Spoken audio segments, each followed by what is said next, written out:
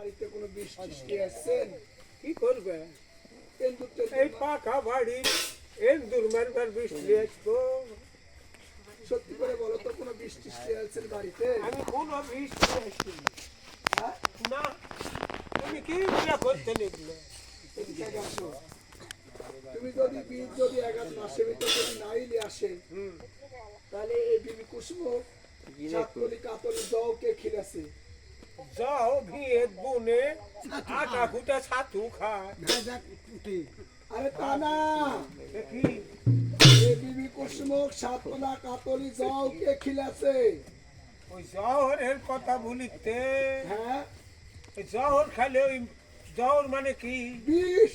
ওই বিষ খেলে ওই মাগি বাঁচলো নি। ওই জমি দিলে পোকা মরে না, ধানের দিলে ধানের পোকা মরে। মরে না। ওই মাগির পোকা মরল না কেন? ওই মাগির ভরা খেত হলো না কেন? ওই মাগি এত কোন খাড়া কেন? কে বলি সব জহর খিলাছে? ওই মাগি ওই লটায় যাওয়া দুধ খেয়ে অম্লাখান করতেছে।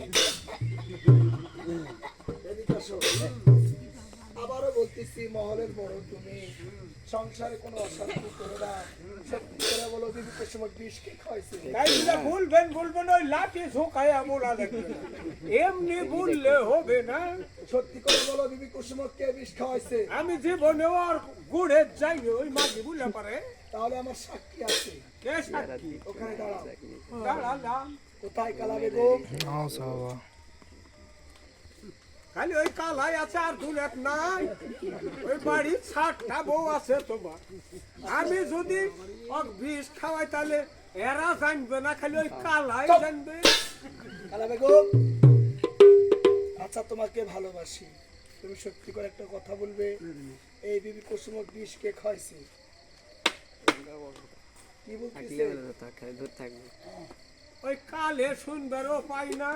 তুমি কি বলিতে না কি দেখা দিতে কালের সাক্ষী ওই কোপে তো নেই।